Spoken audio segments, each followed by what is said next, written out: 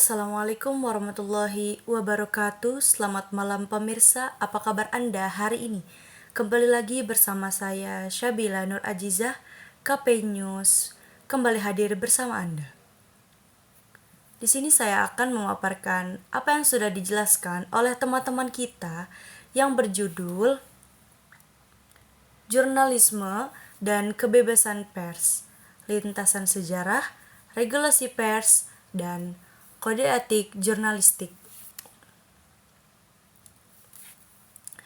Jurnal ini membahas tentang jurnalisme dan kebebasan pers, mencakup lintasan sejarah, regulasi pers, dan kode etik jurnalistik. Kemarin dipaparkan oleh anggota kelompok Jidan Sahrul, Nisa Ajahra, Jahra Amar, Saroh, dan Jahratul Jannah, serta Abi Repsanjani. Definisi dan elemen jurnalisme. Definisi jurnalisme berasal dari kata journ atau Prancis yang berarti catatan atau laporan harian. Jurnalisme adalah kegiatan mencatat, menulis, menyunting, dan menyebarkan informasi atau berita dengan tujuan menyampaikan berita yang akurat, relevan, dan kontekstual. Elemen jurnalisme. Yang pertama, ada kewajiban utama menyampaikan kebenaran. Yang kedua, loyalitas pertama kepada warga. Yang ketiga, disiplin verifikasi sebagai pembeda. Yang keempat, independensi dari pihak yang diliput. Yang kelima, jurnalis sebagai pemantau, independen kekuasaan. Yang keenam, ada menyediakan forum kritik dan komentar publik. Yang ketujuh, ada membuat hal penting, menarik, dan relevan. Yang kedelapan, berita harus komprehensif dan proporsional. Yang kesembilan, ada menjunjung suara nurani. Kesepuluh, warga memiliki hak dan tanggung jawab dalam berita atau jurnalisme warga atau digital. Nah, selanjutnya ada sejarah jurnalisme Indonesia. Tahun 1744, Bataviasche Novels atau surat kabar pertama Belanda. Nah, yang kedua abad 19 yaitu Biang Lala. Pada tahun 1854, Bromartani atau 1855 berbahasa Jawa. 1907 Medan Prijaji atau Tirtor Hardi Suryo, pelopor pers nasional. Selanjutnya, masa Jepang. Hanya 5 media diizinkan, yaitu salah satunya Asia Raya, Zahaja, Sinar Baroe, Sinar Matahari, Sora Asia. Selanjutnya, awal kemerdekaan 1945 sampai 1959. Media jadi alat perjuangan politik dan diplomasi. Nah, selanjutnya demokrasi terpimpin. Pada tahun 1959 sampai 1966, kontrol ketat, media diarahkan mendukung Nasakom. Orde Baru pada tahun 1966 sampai 1998, SIUP atau pemberedalan media, kebebasan pers dibatasi. Nah, selanjutnya ada reformasi pada tahun 1998 sekarang. Undang-Undang Pers nomor 40 atau 1999, kebebasan pers. Media digital dan online berkembang pesat. Selanjutnya, sejarah jurnalisme dunia. Romawi kuno pada 100 sampai 44 SM, Akta Diurna atau Julius Caesar, Bapak Pers Dunia. Islam, Nabi Nuh dianggap penyiar kabar pertama atau burung dara sebagai tanda banjir surut. Sini ada Mesir, papirus sebagai media tulis. Terus ada Cina pada tahun 100 pada 911 Masehi. Surat kabar cetak pertama itu King Pao. Nah, dari Jerman pada tahun 1457, Gutenberg, koran cetak modern. Dari Italia pada tahun 1536 yaitu Gazzetta atau Venezia. Nah, dari Inggris pada tahun 1665 yaitu Oxford Gazette, London Gazette. Nah, dari Amerika pada tahun 1690 yaitu Public Occurrences atau Benjamin Harris. Pada abad 8, 11 sampai 19, jurnalisme itu berkembang jadi bisnis dan alat politik. Lahir kantor berita tuh. Pada abad 20 sampai 21 muncul radio, televisi, internet, media digital hingga AI. Selanjutnya ada regulasi undang-undang pers di Indonesia.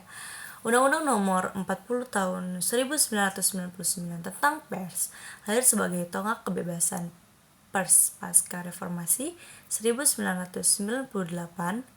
Pers diakui sebagai lembaga sosial dan wahana komunikasi massa yang bebas mencari, memperoleh, menyimpan, mengolah, dan menyampaikan informasi. Perubahan besar sebelum 1999, media sering dibredel. Contoh, Tempo 1994. Setelah undang-undang ini pembredelan resmi negara dilarang. Nah, pasal 4, kebebasan pers ini dijamin sebagai hak asasi warga negara tanpa sensor, pembredelan atau pelarangan. Pasal 5, kebebasan pers harus sejalan dengan tanggung jawab menghormati dan tanggung jawab menghormati norma agama, kesusilaan, asas, praduga, tak bersalah, serta melayani hak jawab dan hak koreksi. Hak wartawan, hak tolak atau menolak buka identitas narasumber.